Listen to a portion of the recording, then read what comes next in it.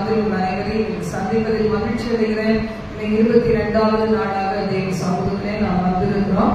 ஒருவேளை நீங்க எங்களுடைய ஊழியர் மத்தியில் சொல்லி அப்படிங்கிற அந்த ஊழியர்ல யூடியூப்ல நீங்க தொடர்ந்து மெசேஜ் கேட்கிறவங்களா இருந்தா உங்களுக்கு தெரியும். 22வது நாளாக தேவ சமூகத்துல ஆண்டவர் பார்த்து நாங்கள் செவித்து கொண்டு வருகிறோம். நீங்கள் இணைந்திருந்தீங்கன்னா அது உங்களுக்கு தெரியும். இந்த நாளிலே கூட ஒரு பாடலை பாடி நம்ம மிகுதியான நேரத்துக்கு கடந்து செல்லலாம். கர்த்தர் நம்மை ஆசீர்வதிப்பாராக. ஹல்லேலூயா, ஹல்லேலூயா, ஹல்லேலூயா. ஸ்தோத்திரம் ஸ்தோத்திரம் ஆண்டவரே, ஸ்தோத்திரம் ஸ்தோத்திரம் ஸ்தோத்திரம் ஸ்தோத்திரம்.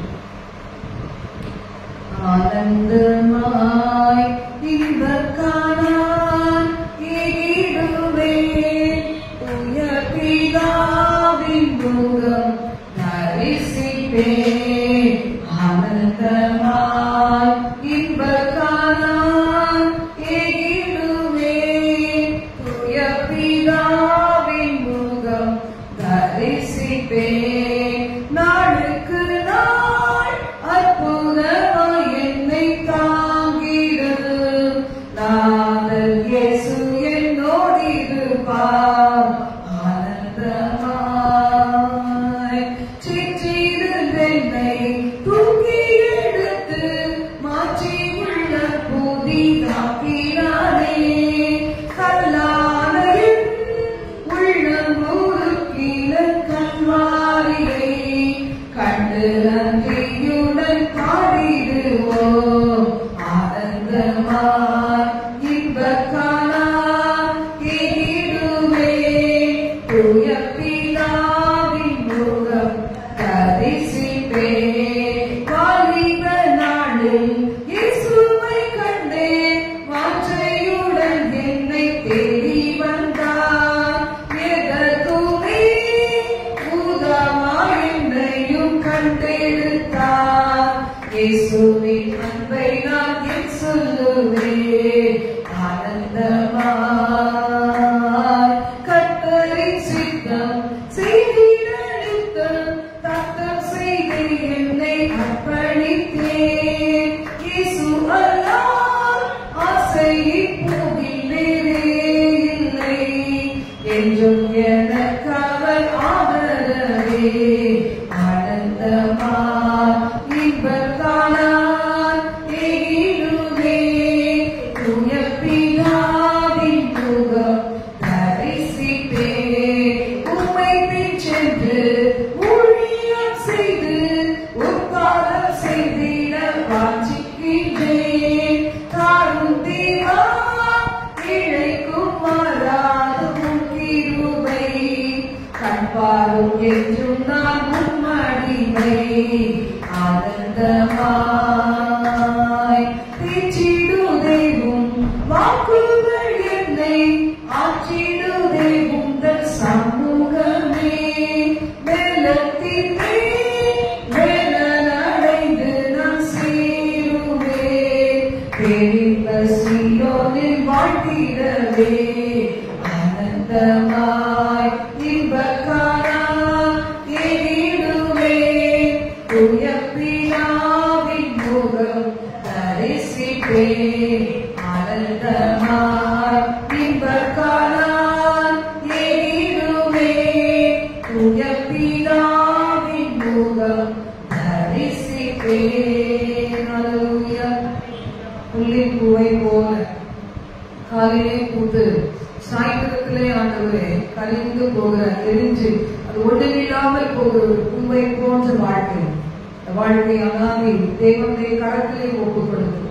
எங்களை கொண்டு இந்த வாழ்நாளிலே செய்ய நினைத்திருக்கிற காரியங்களை செய்து முடித்து ஒரு ராஜ்யத்திற்கு வர ஆண்டவரே அர்ப்பணித்து ஜெபிக்கிறேன். அப்பா, யாரெல்லாம் அப்படி அர்ப்பணித்து ஜெபிக்கிறார்களோ அர்த்தமுள்ள வாழ்நாட்களை கொடுப்பீராக.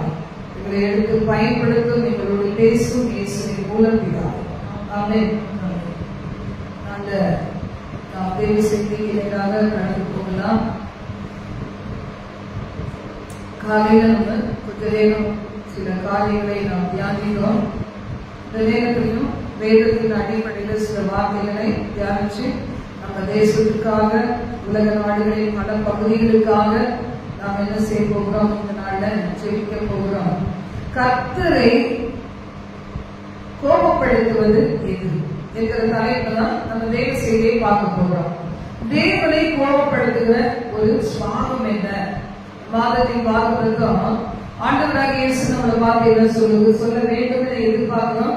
என் பிரியமே நீ உபவதி உன்னில் பழுது ஒன்றும் இல்லை. ஆண்டவர் இப்படி நம்மளை பார்த்து சொல்லணும்னா இன்னைக்கு ஒவ்வொரு நாளும் இயேசுவின் நாமத்தினால, இயேசுவின் ரத்தத்தினால, அபிஷேகத்தினால, சுத்தரிப்பின் அக்கினியினால நம்ம என்ன செய்யப்பட வேண்டும்? தினமும் பரிசுத்தம் அடைய வேண்டும். இந்த நாள்ல கூட கர்த்தர் வெறுக்கிற ஒரு பாவம் என்ன அப்படின்னு சொல்லி நம்ம பார்க்கும்போது அவிசுவாசம். அவிசுவாசம் நீங்க எவ்வளவோ நம்ம வாக்கு தத்தங்களை கேட்கிறோம். இந்த வாக்கு தத்தங்களின் நன்மைகளை பெறணும்னா இந்த காரியத்திற்கு கீழ்ப்படிதான் நன்மைகளை பெறுவீங்க. அப்படிதான் வசனம் சொல்லியிருக்கு. நம்ம என்ன செய்கிறோம்? வாக்கு தத்தங்களை மட்டும் பொறுக்கிக் கொள்ளுவோம். உபாகமம் 28 எழுதினா நிறைய ஆசீர்வாதம் உள்ள வாக்கு தத்தங்கள், ஏசாயால நிறைய வாக்கு தத்தங்கள், அதெல்லாம் பாத்தீங்கன்னா நன்மையான வாக்கு தத்தம், தேய்ச்சுகிற வாக்கு தத்தம். அதை நம்ம எடுத்து வைத்துக் கொண்டு வரப்போகுது. புதிய வருஷத்துக்குள்ள நாம இன்னும் நாட்களுக்குள்ள, மாதத்துக்குள்ள, ஒரு மாதத்துக்குள்ள நம்ம பிரவேசிக்க போகிறோம். ஒரு மாதம் முடிந்த உடனே அப்போ நம்ம எல்லாரும் எதிர்பார்க்கிறது என்ன? புதிய ஒரு வாக்கு தத்தம். ஆண்டவர் எனக்கு என்ன கொடுப்பார்? ஊழியக்காரர்கள் இப்பவே ஜெபம் பண்ண ஆரம்பிப்பாங்க. எப்படின்னா சபைக்காக கொடுக்கிற வாக்கு தத்தம் என்ன? இன்னும் நிறைய ஜெபம் பண்றவங்க, நிறைய கிருபைகள் பெற்றவங்க, தேசத்துக்கு என்ன, உலக நாடுகளுக்கு என்ன, அப்படிலாம் உபவாசித்து ஜெபிப்பாங்க. இப்ப சபைக்கான வாக்கு தத்துவம், தனிப்பட்ட ஒரு வாக்கு தத்துவம், தேவன் என்னுடைய குடும்பத்துக்காக என்ன கொடுக்க இருக்கிறேன் அப்படிலாம் கேட்டு பேச்சுக் கொள்கிறவங்க அநேகர் இருப்பாங்க. நாம கூட என்ன செய்வது? ஒரு சபைக்கு போவோம். இல்ல உங்களுக்கு விருப்பமான ஊழியக்காரங்கள என்ன பேசுவாரு, இல்ல நீங்களே நீங்க ஆண்டவர்கிட்ட கேட்பீங்க, அவர் கர்த்தர் என்ன கொடுக்கிறாரு, எல்லா ஆசீர்வாதம் தான். ஆனா நம்ம என்ன செய்ய வேண்டியது? கர்த்தரை வார்த்தைக்கு கீழ்ப்படிய வேண்டியது. அப்போ ஆண்டவருக்கு கீழ்ப்படியாமல் பண்றது என்னன்னா அவிசுவாசம் தான். ஆண்டவர் சொந்த வார்த்தைகள் மேல நம்பிக்கையே நமக்கு இல்லாத காரியம் தான். அப்போ இந்த அவிசுவாசத்தின் மூலமாக நாம் கர்த்தரை துக்கப்படுத்தாத படிக்கு நாம் ஜாக்கிரதையோடு இருந்து நமக்குள்ள இருக்கிற அவிசுவாசத்தை ஒத்துக்கொள்ள வேண்டும். யாருக்கெல்லாம் அவிசுவாசம் இருக்குது, ஏன் அவிசுவாசம் வருது, இதுதான் நம்ம பார்க்க போகிறோம். மார்க் 9ஆம் அதிகாரம் 19 முதல் 29 வசனங்கள் வரைக்கும். ஆண்டவராகிய இயேசு கிறிஸ்துவின் சீஷர்கள் இருந்தாங்க. அவங்க கிட்ட என்ன செய்யறாங்க? ஒரு தகப்பன் தன்னுடைய பிள்ளையை கூட்டிட்டு வர, அப்ப அந்த பிள்ளை என்ன செய்யுது? அந்த பிள்ளையை பிசாசு அலைக்கழிக்கிறத பார்த்து பொறுத்து கொள்ள முடியாத தகப்பனை இயேசுவின் சீஷர்கள் கொண்டு வர.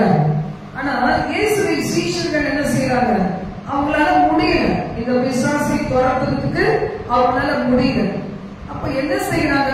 ஆண்டவராக இயேசு கிறிஸ்துவிடத்துல அந்த பிசாசு பிடித்திருந்த தன்னுடைய மகனை கொண்டு வரார். அப்படி கொண்டு வரும்போது ஆண்டவராக இயேசு சீஷர்களை பார்த்து என்ன சொல்றாரு?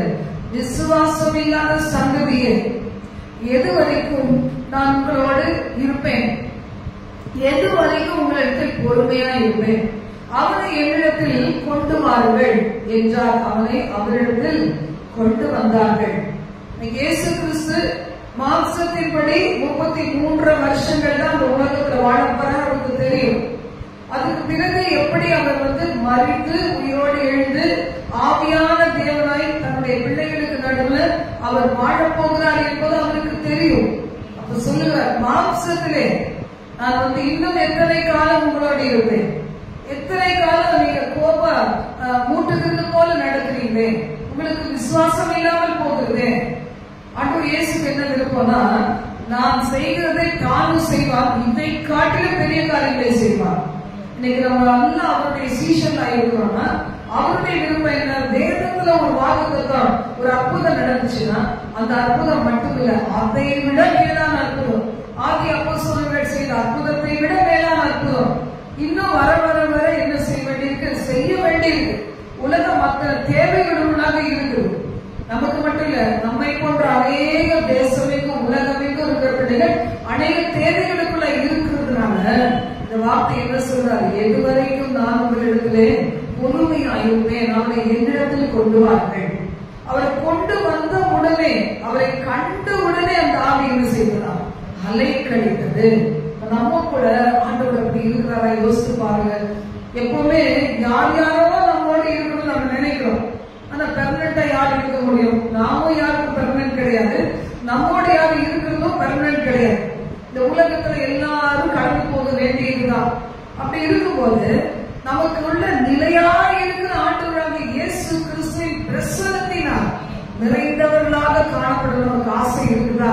நம்ம யோசிப்பாங்க. இத்தனை நாட்கள் உபவாசித்தோமே, எந்த விதத்துல நான் பிரகாசம் அடைந்திருக்கிறேன், எந்த நம்பிக்கை, அவர் நம்பிக்கையிலிருந்து நான் எழுந்திருக்கிறேன், எந்த விதத்துல நான் ஆசீர்வதிக்கப்பட்டிருக்கிறேன். நீங்க யோசித்து பாருங்க. நான் ஒவ்வொரு நாளும் யோசித்து பாருங்க. ஆவிக்குரிய வாழ்க்கையில எனக்கு என்னெல்லாம் வளர்ச்சி வந்திருக்குது, எப்படி அந்த கிருபைகளில வளர்ச்சி இருக்குது, ஆண்டவருடைய வல்லமை எப்படி எங்களுக்கு வெளிப்படுகிறது, இது மேல எப்பவுமே கவனமாவே இருக்கேன். நீங்க கூட யோசித்து பார்க்கணும். நான் எந்த விதத்துல நவம்பர் 1ஆம் தேதிக்கு முன்னாடி இருந்ததை விட ஒவ்வொரு நாளும் என்ன செய்திருக்கணும்? உங்களுக்குள்ள ஸ்டோரேஜ் ஆகிக்கணும். அப்படியே இந்த கிருபை, அந்த வல்லமை, வரங்கள், ஆண்டவர் கொடுக்கிற விசுவாசம், அந்த வார்த்தையினுடைய ஆழம் எல்லாம் ஸ்டோர் பண்ணி வச்சிருக்கணும். அந்த மனதில, இருதயத்துல, சிந்தனையில அது எல்லாம் ஸ்டோர் ஆகி உங்களுடைய அன்றாட வாழ்க்கையில் என்ன செய்வது? அப்ளை பண்ணி கொண்டே இருக்கணும். அது வெளிப்பட்டு கொண்டே இருக்கணும். அதை வச்சு சால்வ் பண்ணி கொண்டே இருக்கணும். சால்வ் பண்ண பிரயாசப்பட வேண்டும். வாழ்க்கையினுடைய பிரச்சனைகளை, சவால்களை அதை எதிர்கொள்ளவும், அந்த பிரச்சனைகளை நம்ம மேற்கொள்ளவும் இதை பயன்படுத்த வேண்டும். அப்படி இல்லைன்னா என்ன செய்வார் சொல்றாரு? உள்ளவன் எவன் அவனுக்கு கொடுக்கப்படும். இல்லாதவரிடத்தில் பிரயோஜனமே இல்லாம வந்தேன், உட்கார்ந்தேன், தூங்கினேன், போனேன், இல்ல விழிச்சிருந்தேன், போனேன் அப்படிங்கிறவங்களுக்கு என்ன செய்வாரா? உனக்கு கொடுத்து என்ன பிரயோஜனம்? இந்த லைஃப் டைம் எனக்கு பிரயோஜனம், உன் வாழ்க்கையை பிரயோஜனம் இல்லையே. எதுக்காக சபையில கொண்டு வைக்கிற ஒரு பிரயோஜனம் இல்லையே. அந்த ஆயுசு காலத்தை எடுத்து, அந்த பலனை எடுத்து என்ன செய்வாரு? யாருக்கும் ஒருத்தர் கொடுத்துருவாரு. உங்ககிட்ட யூஸ் பண்ணி நல்ல கிருமிகளை தேவன் கொடுத்திருக்கும் போது அதையெல்லாம் பயன்படுத்தாம வச்சுக்கிட்டு குடும்பத்தை ஆதாயப்படுத்துவதில் அந்த பொறுமையை காண்பிக்காம, அந்த அன்பை காமிக்காம, சொந்த குடும்பம், ஒரு கணவன், மனைவி, பிள்ளைகள், ஒரு 4 பேர் 5 பேர் இருக்கிற குடும்பத்துல அதுவே பயன்படுத்த முடியாத ஒரு தடையா இருக்கும்போது ஆண்டு சில உனக்கு இதெல்லாம் கொடுத்து என்ன பிரயோஜனம்? நிறைய பேர் கேட்பாங்க, வரங்களால் நிரப்பும், வரங்களால் நிரப்பும், வரங்களால் நிரப்பும். நம்ம பார்த்தோம், தீய நோக்கத்தோட நம்ம கேட்டோம், நானும் பதில் அளிக்க மாட்டேன். எதற்காக நம்ம நேற்று தினத்துல நம்ம பார்த்தோம், ஜபத்தை பத்தி பார்க்கும்போது நம்ம பார்த்தோம், நம்ம ஜபம் எப்படிப்பட்டதா இருக்கணும்? ஆண்டவர்கிட்ட கேட்கிறது எனக்கும் பயனளிக்கணும். அது 2வது தான். முதலாவது சபையுடைய பக்தி விருத்திக்கு ஏதுவாக, சபையில வருகிற பிள்ளைகளுக்கு பிரயோஜனமாகணும், சமுதாயத்துக்கு பிரயோஜனமாகணும், அதே மாதிரி எனக்கும் பிரயோஜனமாகணும். இந்த செல்ஃப்லெஸ்ஸா இருக்கிற, சுயநலம் இல்லாத ஜபத்தை ஆண்டவர் அங்கீகரிப்பார். அண்ணாளை போல என்ன பார்த்தோம்? அண்ணாள் பிள்ளை கேட்டது, அது அவன் உயிரோட இருக்கிற வரைக்கும் நான் உங்களிடத்துல ஒப்பு கொடுக்கிறேன். இப்படி ஒரு தாராள மனப்பான்மை, பெரிய பரந்த மனப்பான்மை, உயிருக்கு எடுத்தா கொடுத்தா என்ன செய்யணும்? நான் உங்களுக்காகவே வாழ முடியுவேன். பணத்தை கொடுத்தா என்ன செய்யணும்? கர்த்தருக்காக நான் அதை பயன்படுத்துவேன் அப்படின்னு சொல்லி நம்ம என்ன செய்யணும்? கர்த்தரோடு கூட பேசணும். நம்ம பார்க்கணும். இன்னைக்கு இந்த இடத்துல நம்ம பார்க்கும்போது இயேசுவை கண்ட உடனே அந்த பிசாசு என்ன செய்ததா? அலைக்கழித்தது, தரையிலே விழுந்து நுரை தள்ளி புரண்டான். அந்த பிசாசுடைய ஆக்ரோஷம் எவ்வளவு வெளிப்பட்டு பாருங்க. சில பேர் ஆவியில நிரம்புன்னு சொல்லிட்டு என்ன செய்வாங்க? நல்லா பல்ல கடிப்பாங்க. பாத்திருக்கீங்களா? பல்ல கடிச்சுட்டே ஆவியில நிரம்புவாங்க. சில பேர் நம்ம அடிக்கிற மாதிரி ஆவியில நிரம்புவாங்க. பாத்திருக்கீங்களா? ஒரு சிலப்பம் அடிக்கிற மாதிரிலாம் ஆவியில நிரம்புவாங்க. நம்ம பார்த்துருக்கோம். நம்முடைய ஊழியத்துல வரும்போது ஈவினிங் சுண்ணமடைக்க அபிஷேகத்துல வர சகோதரர் என்ன செய்வார் அப்படின்னா, சிலம்பம் அடிக்கிற மாதிரி இப்படி இப்படி அந்த கம்பு வச்சு இப்படி பண்ற மாதிரி ஃபுல்லா போவார். அதுக்கப்புறம் பிசாசு துரத்தப்பட்ட பிறகுதான் நார்மலா இருக்கும். அது மாதிரி பாருங்க, இந்த உள்ள கிடக்கிறது என்ன செய்யுது? அப்படியே வெளியே வருது. இந்த பிசாசு என்ன செய்யுது? ஆண்டவரை பார்த்த உடனே அலைக்கழிக்குது. இயேசு நமக்குள்ள இருந்தா பிசாசுடன் அலைக்கழிக்கும். அதனாலதான் சில நேரத்தில் ஆவி ஒத்து போவார். அந்த ஆவி இந்த ஆவியை ஒத்து போவார். அவங்க என்ன செய்ய மாட்டாங்க? நம்ம பார்த்து பிடிக்காதவங்களுக்கு. அப்போ அலைக்கழித்து என்ன செய்யுதா?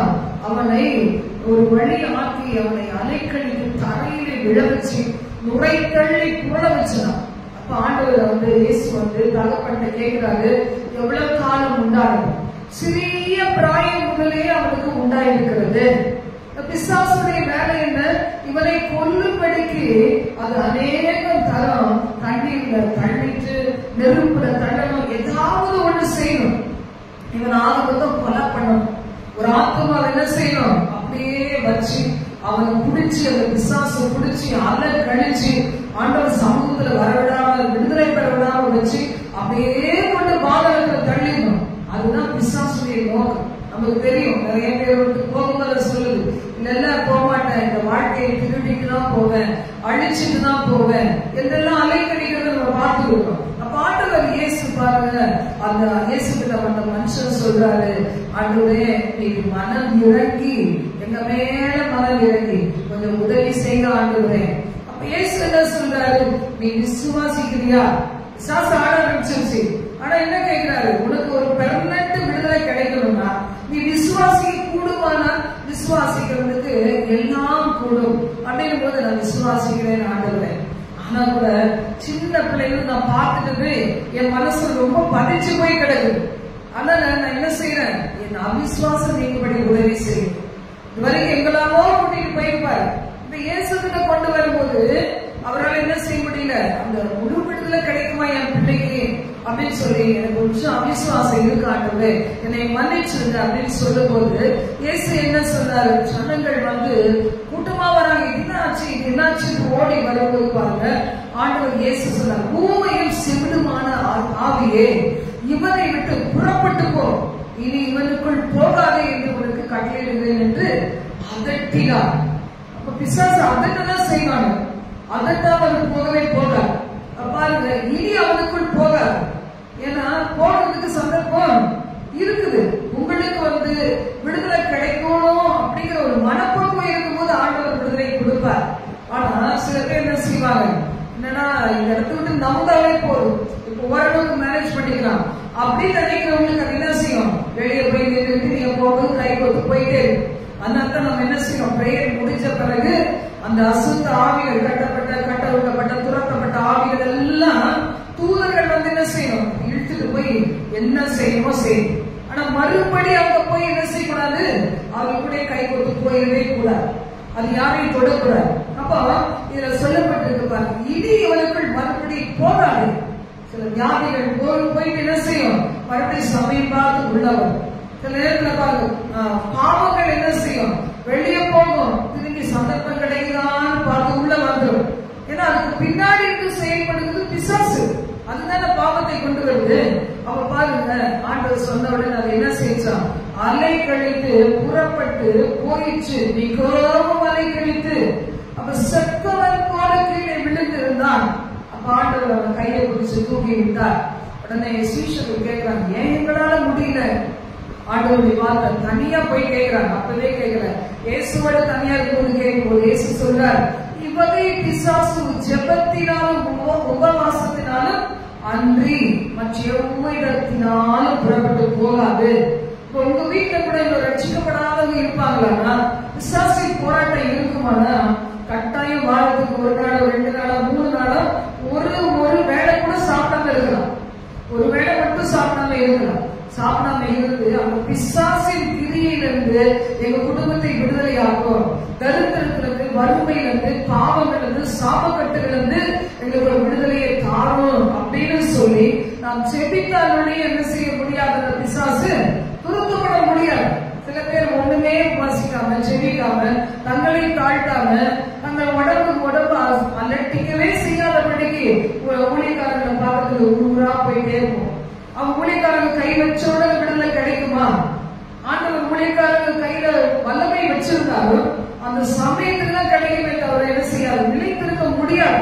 வீட்டுக்கு வந்தோட சோதனை வரும், டிவியில சீரியல் பார்ப்பீங்க, வீட்டுக்கு வந்தோட கோவப்பட வேண்டிய சூழ்நிலை, இல்லைன்னா கெட்ட வார்த்தை சில பேர் தாராளமா சொல்லுவாங்க. இப்படிப்பட்ட சூழ்நிலை, பாவம் செய்யற சூழ்நிலை, அந்தரங்க பாவம், துணிகரமான பாவம், இதெல்லாம் வரும்போது மறுபடியும் அந்த பிசாசு கிரியைகள் முன்னோடுதான் இருக்கும். வேலை நான் என்ன என்னாவது தாக்கும். அதனால ஆண்டோடைய வார்த்தை சொல்றது, இந்த அவிசுவாசம் படாதீங்க. அவிசுவாசம், இந்த மகன் ஒத்துக்கொள்ளுறான், நீங்க நம்ம என்ன செய்ய மாட்டோம், நிறைய ஒத்துக்கவே மாட்டோம். யாரு கண்டுபிடிச்சு சொன்னா கூட இல்லவே இல்லைன்றோம். நீ அவிசுவாசமா தானே இருக்கிற அப்படின்னு கேட்ட இல்லைன்றோம். ஆனா என்ன செய்வோம்? அது பாவத்தை மறைக்கிறவன் வாழ்வடைய மாட்டார். அதை அறிக்கை செய்து விட்டு விடுகிறவனும் இரக்கம் பெறுவார். ஆமா, எனக்குள்ள கொஞ்சம் இருக்குது, எனக்கு கொஞ்சம் அந்த அவிசுவாசம் இருக்குது, அது என்னை விட்டு போகணும்னு எனக்காக சோகப்பட்ட ஒரு கவலை, ஒரு பாரம். நீ காலையில கூட பாத்தீங்கன்னா பொருட்கள் வர நேரத்துல பயங்கரமான ஒரு பார சுமை இருதயத்தை வந்து அழுத்திட்டே இருக்குது. இன்னைக்கு இந்த லிங்க்ல இருக்கலாம், இல்ல நேரம் இருக்கலாம், யாரா இருந்தாலும் சரி, ஒரு பார சுமை. அதாவது பிசாசு என்ன நினைக்கிறான்னா, இந்த துக்கத்தை நீ சுமந்ததா ஆகணும்னு நினைக்கிறான்.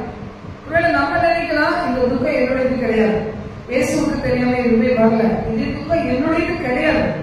ஆண்டவர் எல்லாத்தையும் நான் கதவை கூட்டிட்டு நான் வெளியில வர நேரம் நீங்க வீட்டுல டிவியில பைபிள் வசனங்கள் போயிட்டே இருந்துச்சு.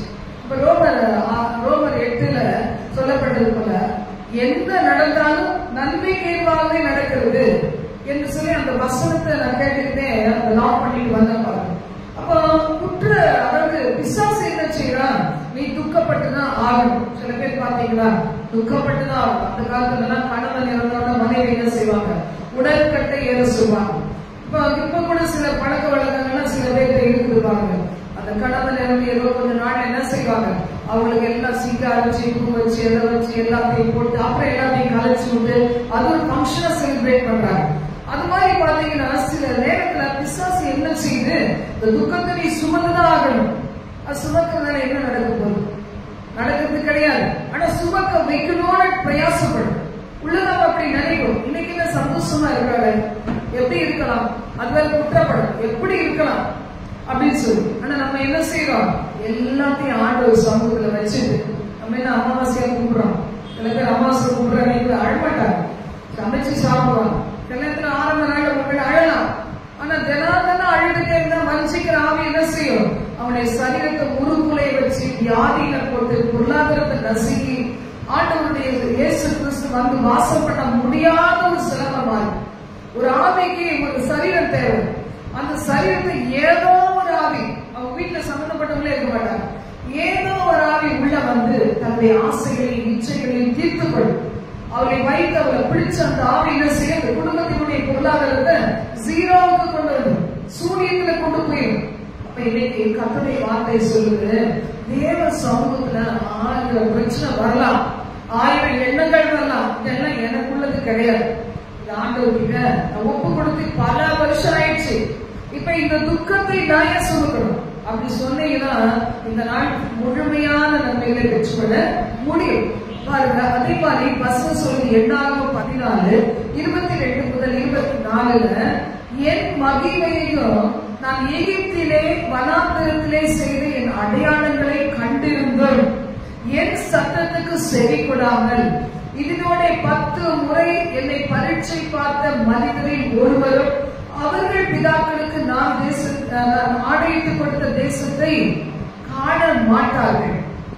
அப்போ எத்தனையோ அற்புதங்களை நாம் பார்த்திருக்கிறோம்ல, எத்தனையோ அற்புதம். ஒவ்வொரு நாளும் நீங்க நம்ம ஆண்டவர்களை நெருக்க திரளான அற்புதங்களை நம்ம பார்க்கிறோம்.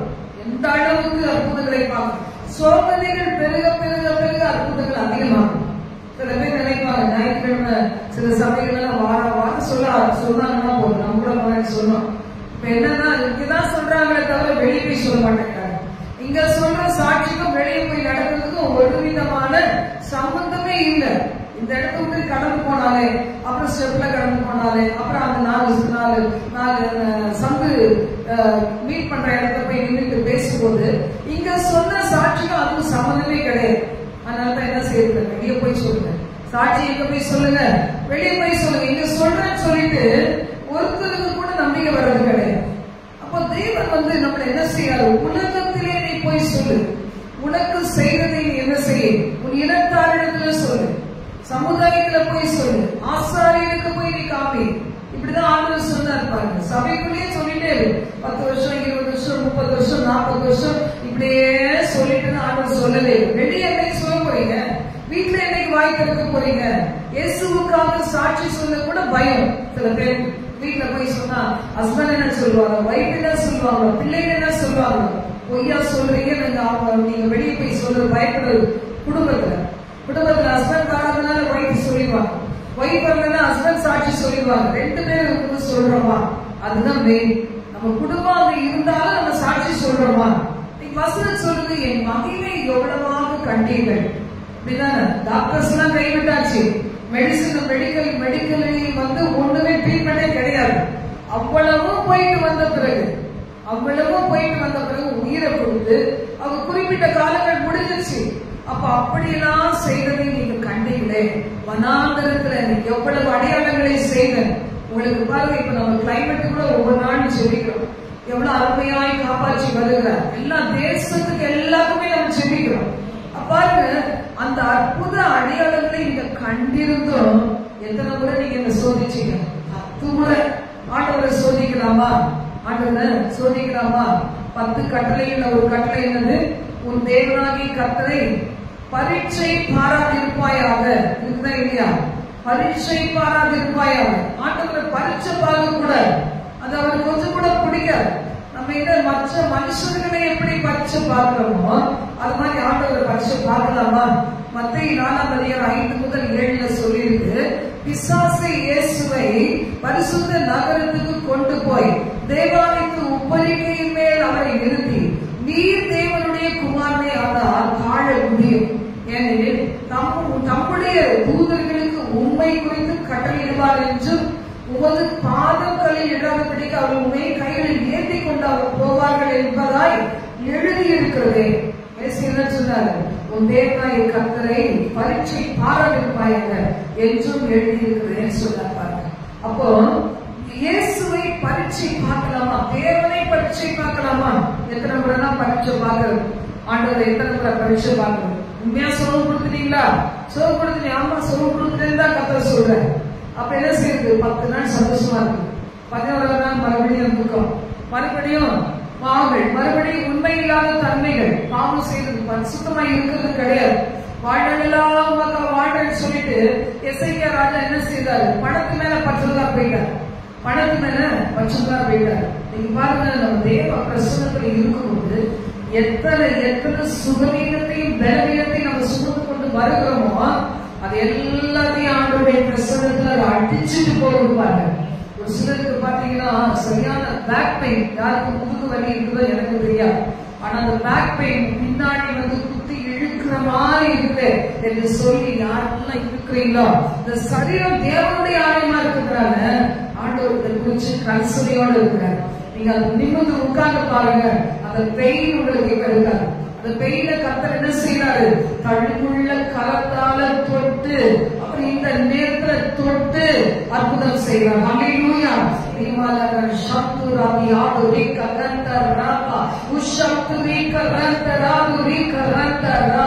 வீட்டுல இருக்கிற இருளி திரிகள் நிமித்தமாக சரியான ஜெபம் இல்ல, வேத வாசிப்பு இல்ல, குடும்பத்துல விக்கிரகத்தின் கிரியைகள், பலவிதமான கர்த்தர் அலுவலக சாபத்தினுடைய கிரியைகள், அந்த பொருட்கள் இருக்கிறதுனால இன்னைக்கு சரீரத்தில் அந்த முழு தச்சு இடத்துல வந்துருக்கீங்க. இப்ப இயேசு கிட்ட கேளுங்க, இயேசுவே பாவத்தை மன்னிச்சுங்க, நீங்க கொடுத்த விடுதலை நான் இப்ப வச்சுக்கொண்டு நான் வீட்டுல போய் அனுபவிக்கிறான். அங்க போனோட மறுபடியும் வரக்கூடாது. நீங்க கேட்டு பாருங்க, கர்த்தர் அற்புதத்தை காண செய்வார். நாளைக்கு ஒருவேளை யூடியூப்ல பார்க்கும்போது கூட இந்த பிரச்சனையான கஷ்டம் படுகிறது விடுதலை உண்டாகிறது என்று சொல்லிக்கிறேன். இயேசுவின் நாமத்தினால் பழமுள்ள கரத்தினால் பூர மக்களை சக்தியை கூடியாக்கு பண்ணாக்கிறது. அக்கினி ஆனா ஒரு அகிரி ஆபா ராபா ஷபா உஷல திகதரதியாக்கு பிரசனத்தினால் என் வீட்டை காத்துக்கொள்வேன், என் குடும்பத்தை காத்துக்கொள்வேன். நீங்க சொல்லுங்க, இனி உங்க பிரசனத்தை நான் இழக்கவே மாட்டேன். எல்லாரும் போன பிறகு கதவு சாத்தி அதை வீட்டுக்குள்ள உங்களை நோக்கி தினம் தினம் தினம் தினம் நான் செவிப்பாடுவேன். சொல்லுங்க, கரங்களை உயர்த்தி ஆண்டவரே. இது போல எத்தனை கிறிஸ்தவ குடும்பங்களை சபைக்கு போகிற பிள்ளைகள் ஆண்டவரே, குடும்பங்களை ரட்சிக்கப்படாத நபர்கள் நிமித்தமாக சில நேரங்களில் ரட்சிக்கப்பட்டாலும் சில பொருட்களை வெளியே தூக்கி போடாத அப்படியே மன கடினத்தை நிமித்தமாக, விக்கிரகங்களுக்கு இடம் கொடுப்பதை நிமித்தமாக, அப்படியே பாவங்களுக்கு சீரியல் மூலமாக, சினிமாக்கள் மூலமாக, காட்சியின் மூலமாக, அடை இடம் கொடுப்பதின் மூலமாக, அடை கண்டவர்கள் ஆண்டவரை வீடுகளை உட்கார்ந்து அவிசுவாசமான பரியாசமான வார்த்தைகளை பேசுறதன் மூலமாக இப்ப பிள்ளைகளை சரீரத்தில் இருக்கிற எல்லா பாடலும் இப்ப அதற்கு போவதாக இயேசுவின் நாமத்தினால். ஓரா ஹாபா ராபா ஷாலா விகதனாபா உஷந்த ராபு விகரந்த ராபா.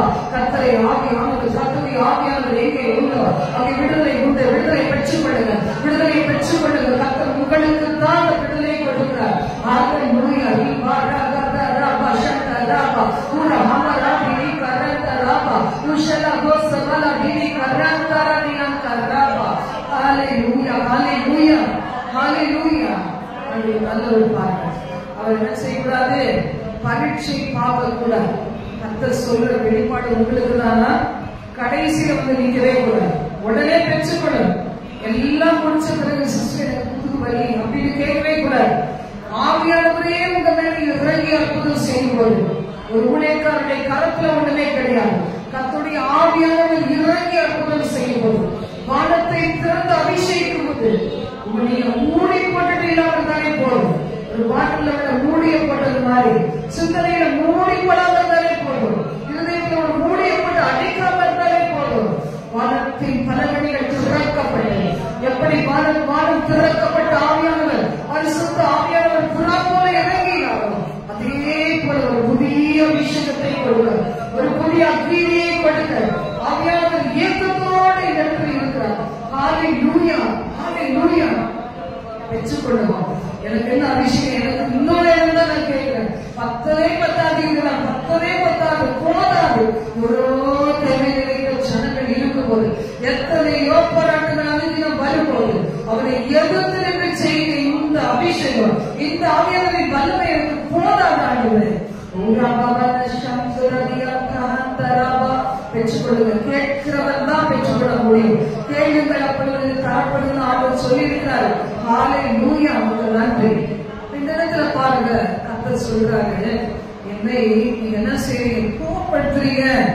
எனக்கு கோபம் உண்டாக்கினவர்களில் ஒருவரும் என்ன செய்ய முடியாது, அதை காண முடியாது.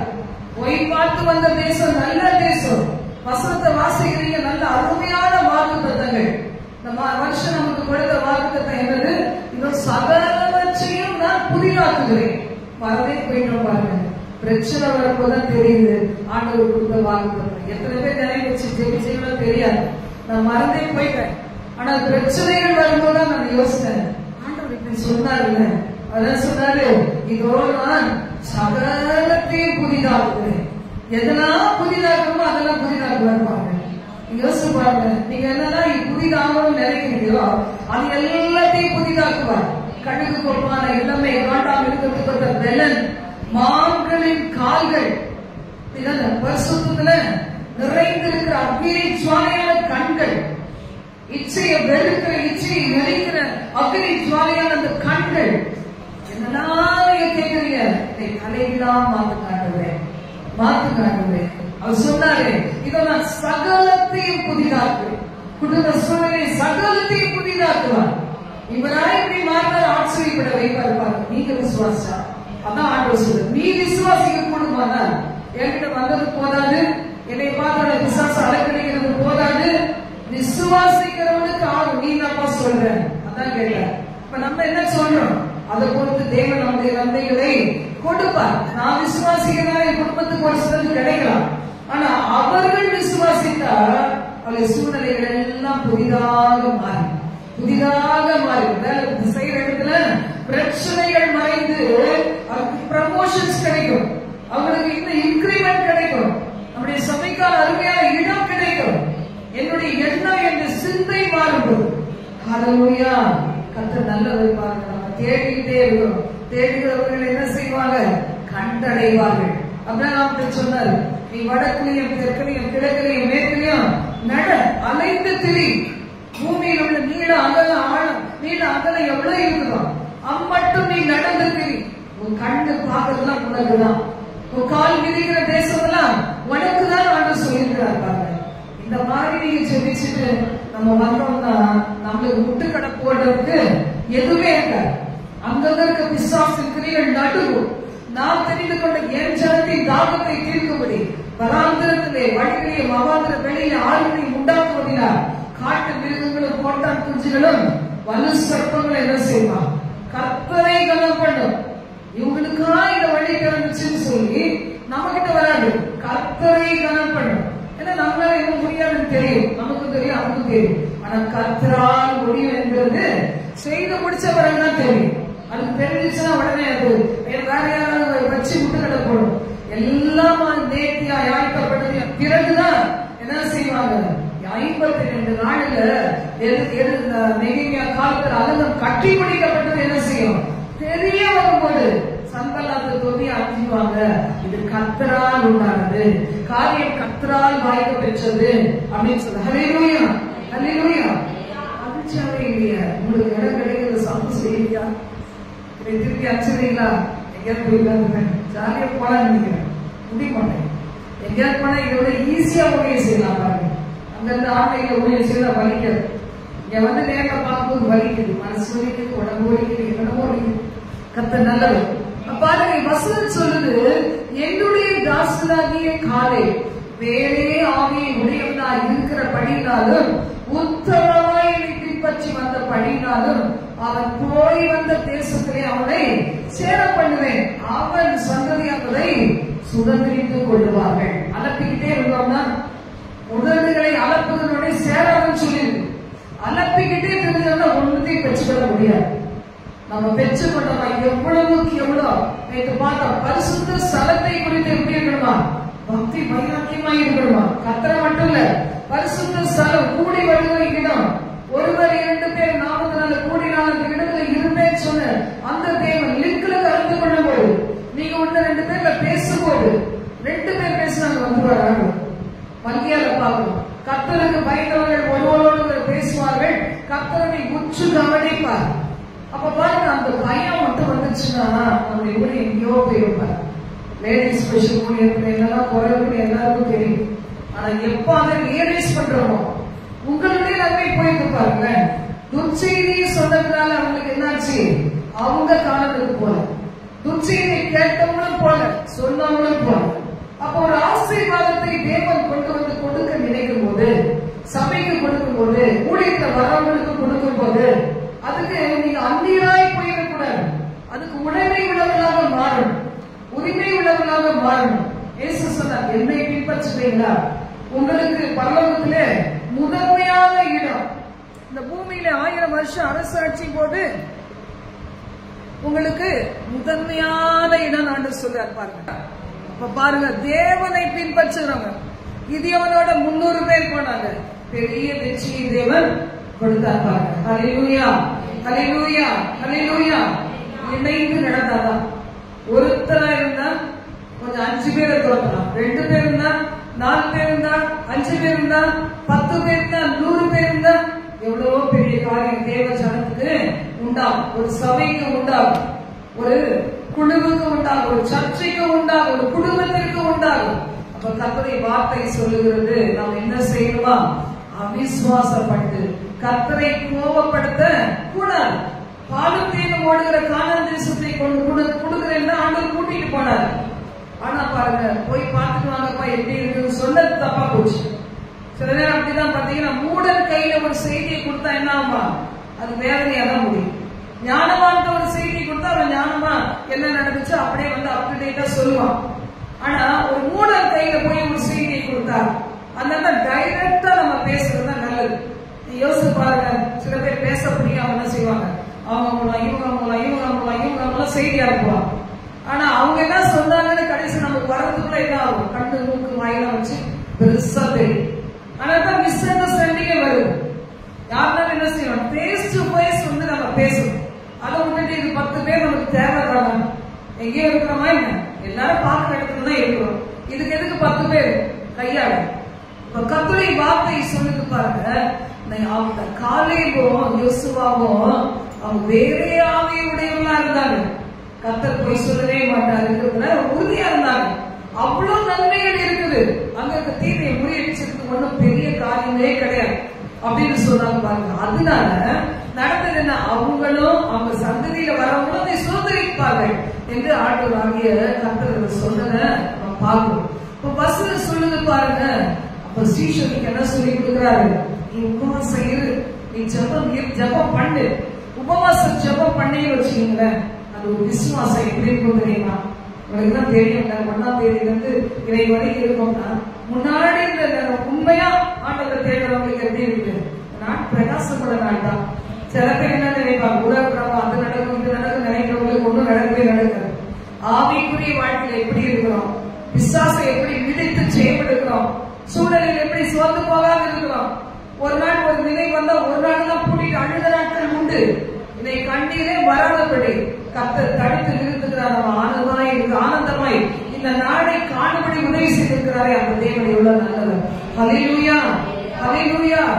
அதுதான் ஆண்டவர் சொன்னாரு, இந்த சாதி பிசாசு என்ன செய்யாது, உபவாசம் இல்லாம ஜெபம் இல்லாம போகவே போகாது அப்படின்னு சொன்னார். நம்ம என்ன செய்யும், பழக்கப்படுத்தணும் பாருங்க.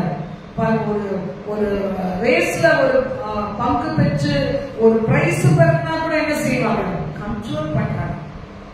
டாக்டர்ஸ் எல்லாம் சொல்லுவாங்க, முட்டு ரொம்ப வலிக்குதா, நீ பாடி மெயின்டைன் பண்ணு, என்ன செய்ய குண்டு போட்டுறாங்க சொல்லுவாங்க. அப்ப இவ்வளவு நேரம் நடக்கணும்னு சொல்லுவாங்க. ஒரு முறை நானும் நம்ம சிஸ்டரும் சேர்ந்து நாங்க என்ன செய்யறோம், நாங்களே நினைச்சுக்கிட்டோம், டாக்டர் எதுவும் சொல்லல, நாங்களா 2 பேரும் சேர்ந்து நடக்க ஆரம்பிச்சோம். பாருங்க, என் பிள்ளைங்க சொன்னாங்க, எந்த கேம்ஸ்ல எந்த ஸ்போர்ட்ஸ்ல போவோம், அம்மா பங்கு பெற போறீங்க, இந்த ஸ்பீடா டெய்லி நடக்கிறீங்க, நடக்காதீங்க சொல்லிச்சுங்க. நாங்க நடந்தோம் பாத்தீங்கன்னா கிட்டத்தட்ட 1 மணி நேரம் ஃபுல்லா நாங்க நடப்போம். கடைசியில பாத்தீங்கன்னா அப்ப சொல்லிட்டாங்க, குட்டியில அது சாத்தானுடைய கூட என் பிள்ளைங்க சொன்னாங்க, அன்னைக்கு சொன்னா பாத்தீங்கன்னா நடக்காதீங்க, என்னமோ பெரிய எதுவுமே போய் கலந்துக்கிற மாதிரி 1 மணி நேரம் கிடந்தீங்க. அதான் இது ஆச்சுன்னு சொல்லி சில நேரம் அப்படி ஆகி போடும். காக்கா வந்து என்ன சொல்லுவாங்க, காக்கா உட்கார்ந்து பணம் பழக்கிறது, அது பாட்டுல அது பழுத்து போச்சு, அது காக்கா விடும், காக்கா ஏறி உட்கார்ந்து அதுக்கு தண்ணி குடிச்சிடுவாங்க. அந்த கதை ஆகி போச்சு. இன்னைக்கு ஆண்டவரை பார்த்து சொல்லுங்க, நீங்க என்னை போயாம துன்பப்படுத்தாதீங்க. இயேசுவை துன்பப்படுத்துகிற காரியம், அவரை துக்கப்படுத்துகிற காரியம், அவர் மனசை உடைக்கிற காரியம் அவிசுவாசப்படுறது. ஆண்டவர் சொல்றாரு, விசுவாசம் இல்லாமல் தேவனுக்கு பிரியமா இருப்பது கூடாத காரியம். இதுதான் நம்ம சங்கீதம் 95:8-11 வரை கூட வாசிக்கும் போது, இன்று அவருடைய சத்தத்தை கேட்பீர்களாகில் வனாந்தரத்தில் கோபம் ஊட்டின போதும் சோதனை நாளில் நடந்தது போலவும். ஆண்டவர் சொல்றாரு, அங்க போய் பாரு, இஸ்ரவேல் ஜனங்கள் இப்படிதான் செஞ்சாங்க, நீ அப்படி செய்யாதன்னு சொல்றாரு. அப்ப நம்ம என்ன செய்யணும், நம்முடைய முற்பிதாக்கள் செய்தாங்க பாரு, வனாந்தரத்துல ஆண்டவர் நல்லா நடத்துறாரு, மேக ஸ்தம்பமா அக்னி ஸ்தம்பமா நடத்துறாரு. ஒரு வசனம் போட்டா அது கிழியவே இல்லையா, அது பெருசாயிட்டே போதும். எத்தனை நாள் நடந்தாங்க, 1 நாளா 2 நாளா? இஸ்ரவேல் ஜனங்கள் எவ்வளவு, 40 வருஷம் பாருங்க. எங்கேயும் போய் எங்கேயாவது போய் டெய்லர் கடையில தைச்சாங்களா, ஏதாவது அது என்ன சொல்றதுன்னா துணி ஷாப்புக்கு போய் ஏதாவது துணி வாங்கி மாத்தினாங்களா? தைக்கிறதுக்கெல்லாம் நேரம் கிடையாது, அது பாட்டுல போட்டது உடனே இருந்துச்சு. அவ போட்ட காலில் போட்ட செருப்பு கூட தெரியல. நீங்க நம்ம எவ்வளவு வாங்க வேண்டியது பாத்தீங்களா, எவ்வளவு வாங்க வேண்டியது, அதான் 3 நாள் வாங்கி வச்சு மாத்தி போடும். இல்லன்னா இது போனா 1 வாரம் நம்ம என்ன செய்யும், 2-3 வாங்கி வச்சுக்கணும். இல்ல பாத்தீங்கன்னா அவங்க 40 வருஷம் நடந்தாங்களா, ஆனா பழசையா இருக்காங்க. நம்முடைய தேவன் இப்படிலாம் நடத்தினார்னு தெரிஞ்சா கூட தண்ணி கிடைக்கலாம் முறுமுறுப்பு, பழைய காலத்துல சாப்பிட்டு கிடைக்கலாம் முறுமுறுப்பு, நிறைய பேருக்கு முறுமுறுப்பு இருக்குவாரு. முகத்திலே தெரியும், அதுக்கு நடக்கு என்ன செய்யும், முகத்துல தெரியும். நீ எவ்வளவு நாள் தெரியல சொல்லிட்டு போறாங்க, அப்படிதானே? நீ எத்தனை வருஷமும் தெரியல, 1 வருஷம் ஆயிடுச்சா, 2 வருஷம் ஆயிடுச்சா, சில பேர் நோட் பண்ணிட்டே இருப்பாங்க, 2 வருஷம் பார்ப்போம். நம்முடைய விசுவாசம் இல்லாத தன்மையினால யார் கஷ்டப்படுத்தப்படுறாங்கன்னா, கர்த்தர் கஷ்டப்படுத்தப்படுறாங்க. அவர் கண்ணுல தண்ணி வரதுக்கு நம்ம நடக்கிறோம். அப்ப எவ்வளவு மோசமான காரியத்தை நம்ம செய்யறோம் பாருங்க. ஆண்டவர் சொல்ற, வனாந்தரத்துல அவங்க என்னை கோபப்படுத்துற மாதிரி நீங்க கோபப்படுத்தாதீங்க, நீங்க இருதயத்தை கடினப்படுத்தாதீங்க. அந்த உங்களுடைய பிதாக்கள் என்னை சோதித்து பரீட்சை பார்த்து என் கிரியைகளை கண்டார்கள். பரீட்சை பார்த்துதான் ஒரு நன்மை கிடைக்கணுமா? ஆண்டவரே, எங்களுக்கு மாதிரி ஒரு ஆசை இருக்குது, எங்களுக்கு தீத்துணைகள் சொன்னா அதை கொடுத்துருப்பார். ஒரே கம்ப்ளைண்ட், ஆண்டவருக்கு விரோதமா, மோசேக்கு விரோதமாய் கம்ப்ளைண்ட். பார்த்தார் ஆண்டவர், கோபத்துல தூக்கி போடுவோம் பாத்தீங்களா, அத மாதிரி காடையை தூக்கி போட்டார். தின்னுங்க நல்லா, ஒரு நாளைக்கு இல்ல, ஒரு மாசம் வரைக்கும் சாப்பிடுங்க. சாப்பிட்டு வாயில சாப்பிட்டு மூக்கு வழியா வரலையும் கொடுத்தாரு. நல்லா தின்னு சிட்டே போனாங்க நிறைய பேர். அப்ப இன்னைக்கு சில நேரம் ஆண்டவருடைய கோபத்தை கிண்டி விட்டு எதையுமே நம்ம வாங்கக்கூடாது.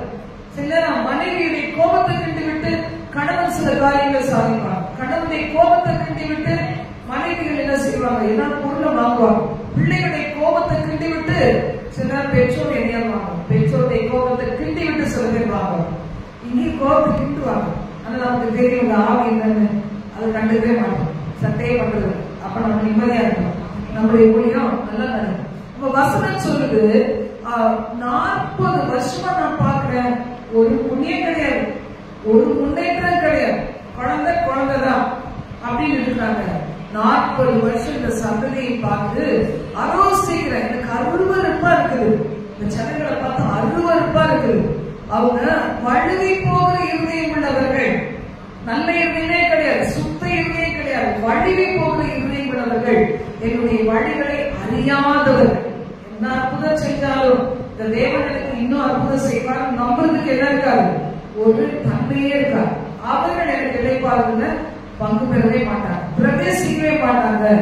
அப்ப இன்னைக்கு நம்ம என்ன செய்யணும், பவுல் சொல்றாரு, நான் பிரசங்கிக்கிறதுனால என்னைய இவங்கெல்லாம் விசுவாச பரீட்சையில இல்லாம நினைச்சுக்காதீங்க. நான் பரீட்சையில நின்றுக்கிறேன், நான் பரீட்சையில நிக்கல அப்படின்னு நீங்க என்னை குற்றப்படுத்தலாம், நினைச்சுக்கலாம். சிஸ்டருக்கு என்ன சொல்ற ஒண்ணும் கிடையாது, நிம்மதியே தனியாளா இருக்கிறேன், பாட்டு தின்னுவா, பாட்டு சாப்பிடுவா, தூங்குவா. எவரும் இந்த சிஸ்டர் கிட்ட போறாங்கன்னா டெய்லி ஒழுங்கா கருத்து இருக்குது நினைப்பீங்க. எனக்கு இவ்வளவு சோறு இருக்கு உங்களுக்கு தெரியுமா, உட்கார்ந்து அழகுன்னா அழலாம், இவ்வளவு காரியம் இருக்கு. எவ்வளவு நாள் வேணாலும் மூச்சு தூக்கி வைக்கலாம், இவ்வளவு மாதிரி ஒரு சிலர் மாதிரி. எனக்கு முடியும், நான் முடியாது. ஆனா ஏன் கர்த்தர் கனமாக முடிந்த கையில கொடுத்துட்டாரு, அதுக்கு முன்னாடி அழுதுதான் இருந்தேன், ஆனா இப்ப முடியாது. ஒவ்வொரு நாளும் பிரச்சனைகளையும் பாடுகளையும் தாண்டி தாண்டி தாண்டி தாண்டி கட்டாயமா நிம்மதியா இருக்க வேண்டியது. அவன் கொடுக்கிற இணைப்பார்கள்ல அனுபவிக்க வேண்டியது. அது எவ்வளவு பெரிய பாக்கியம். கர்த்தர் கொடுக்கிற ஒவ்வொரு இணைப்பார்கள், நித்திய இணைப்பார்கள் ஒண்ணு இருக்குது. அங்க போனோம்னா அங்க இணைப்பார்கள்.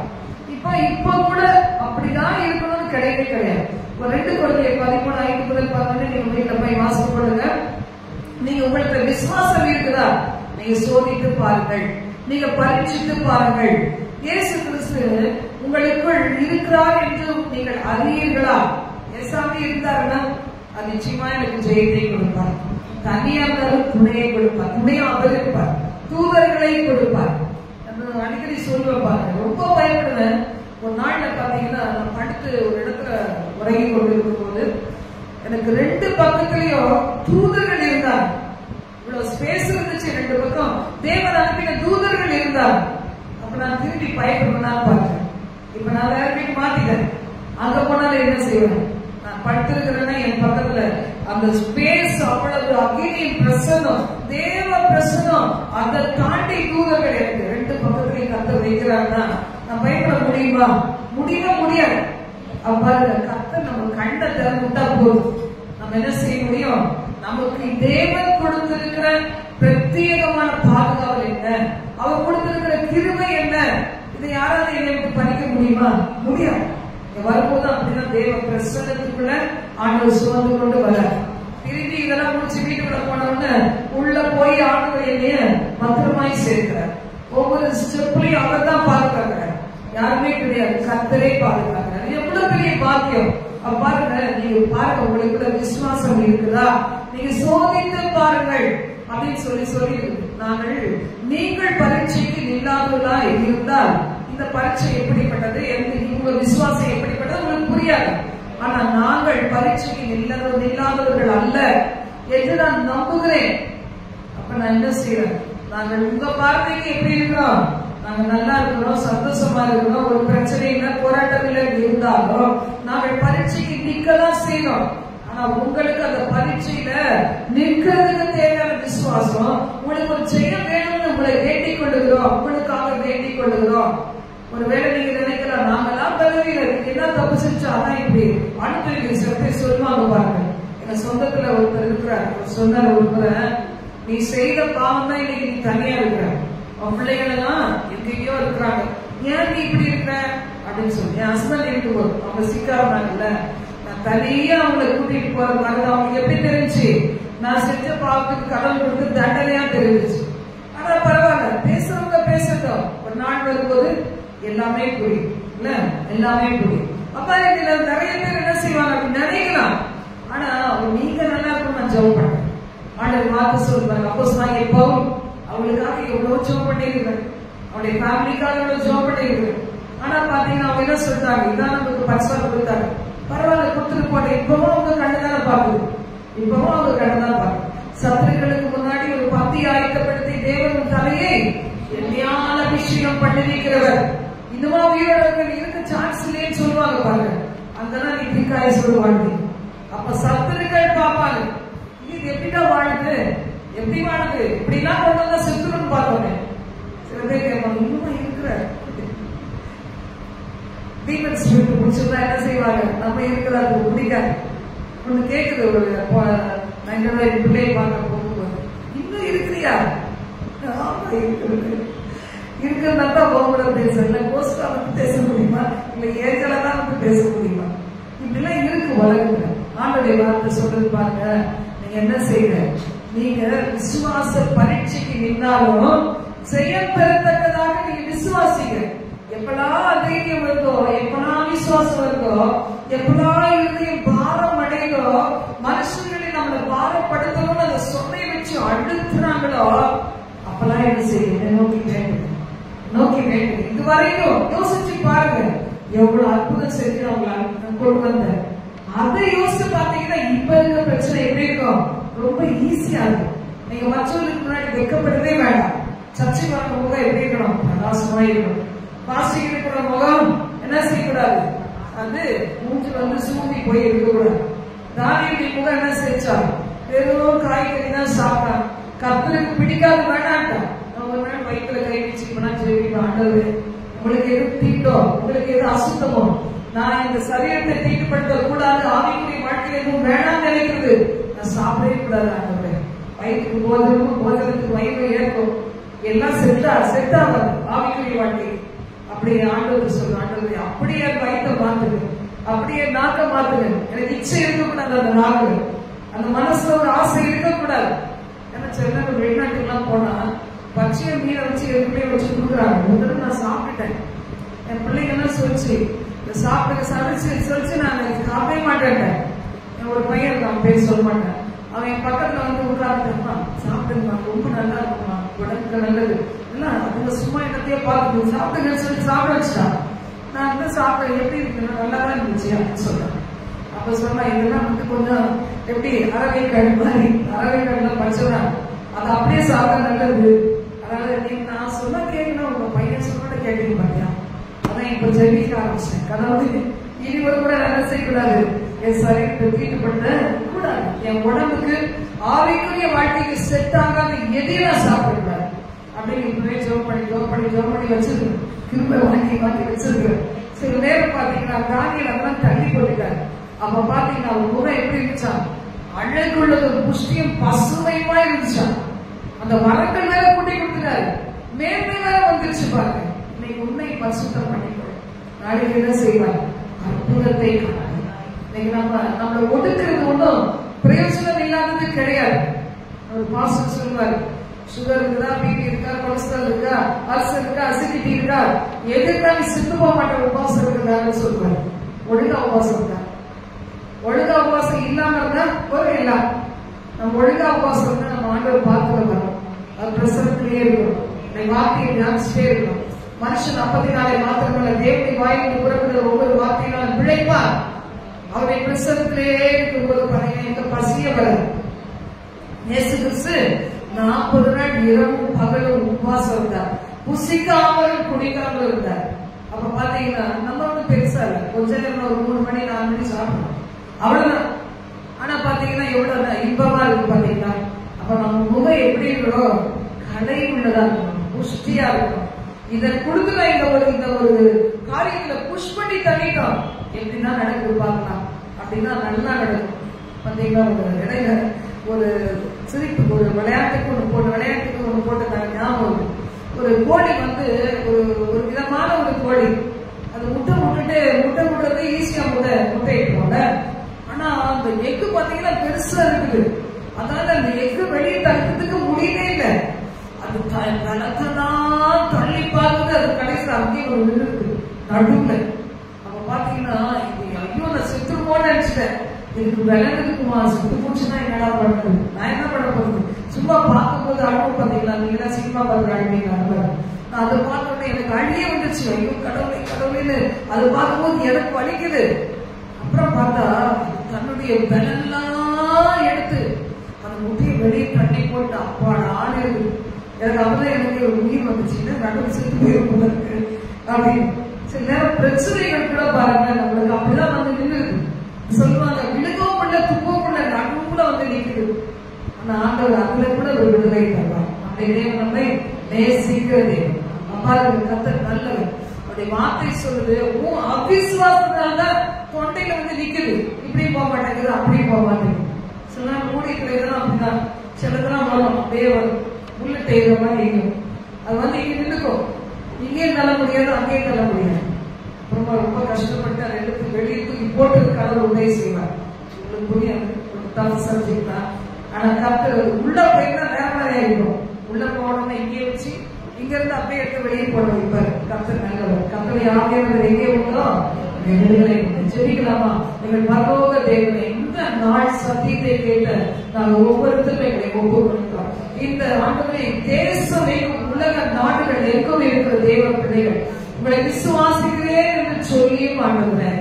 அவிசுவாசத்தின் நிமித்தமாக, அதைரியத்தை நிமித்தமாக, நம்பிக்கையற்ற வார்த்தைகளை பேசுகிற ஜனங்களுக்கு நடுவில் இருக்கிறது நிமித்தமாக, பொல்லாத பிசாசின் நூதனமான ஆவிகள் அவர்களுக்கு எதிராக போராடுகிறது நிமித்தமாக, பாதாளத்தில் கட்டவிழ்க்கப்படுகிற சில வல்லதைகளின் நிமித்தமாக, ஊரா மக்களே ஆகுனே கனந்த ராகுனே கனந்த ராபா ஆண்டவரே, அவருடைய அவிசுவாசங்கள் அவரை அழுத்த கானான் தேசத்தின் நன்மைகளை சோதரிக்க முடியாதவர்களே என்று கடைத்து போய் காணப்பட்டார்களா? இன்னும் ஒரு காரணம் தாங்கப்பா.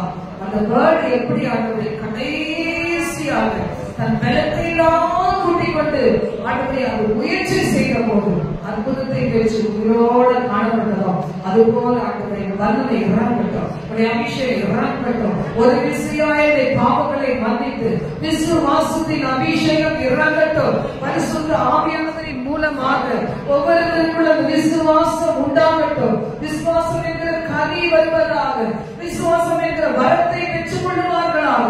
ஊரா கம்பா ரத்தனா விஷத்தனா கரந்தனா விபஹாந்த ராக்கோலோ ராக்கோலோ. அந்த பேட்டுக்கு யாரும் உதவி செய்யல. அதே மாதிரி நீங்க தான் ஆண்டவர்கிட்ட இப்ப கேட்கவே தவிர என்ன நம்பி வந்தீங்கன்னா ஒரு பேசுறே இல்ல.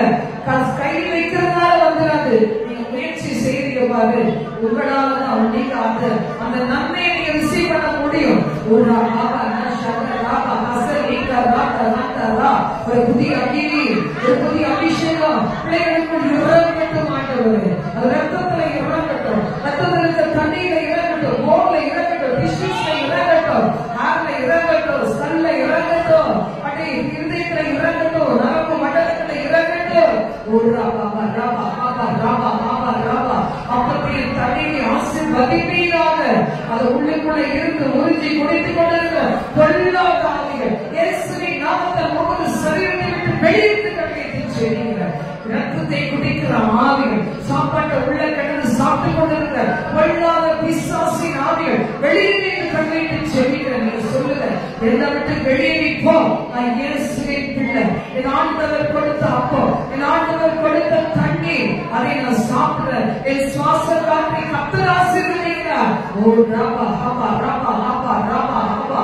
அது பனியோ, அது குளிரோ, அது வெயிலோ, அது உஷ்ணமோ, எது இருந்தாலும் என் ஆசை சுவாசத்தை ஆசீர்வதிக்கிற ஒரு கர்த்தர் இருக்கிறார்.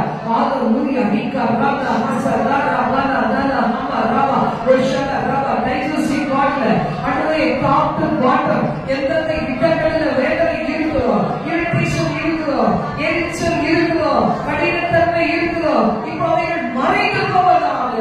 ஒரு பாபா நாமா மாமா ரகுநாமா கசபலா கரக கரோ நீ கசரி கராந்த ரந்தரோ இந்த நீதி கரந்த நம்ம உஷிந்தரியாத்தரை கவனமா உஷன ரப ஹப ரபதரவினா உஷன கரந்தரவி அங்கர் ரப உஷன ஓதராபரி கரந்த ராபரி கரந்த ரப தேசத்திற்கு உலக நாடுகளுக்கு இருக்கிற பிள்ளைகளுக்குள் ஆடுவே பல வருஷங்களாய் பிரதி முதலாகவே அனுபவித்து வேதனைப்படுத்திக் கொண்டிருக்கிற அன்றைய கர்த்தாவை ஒவ்வொரு சரீரங்களில் ஒரு இளைப்பாறுதல் கிடைப்பதாக பரிபூர்ண விடுதலை கிடைப்பதாக ரட்சணியாக கொண்டேன்.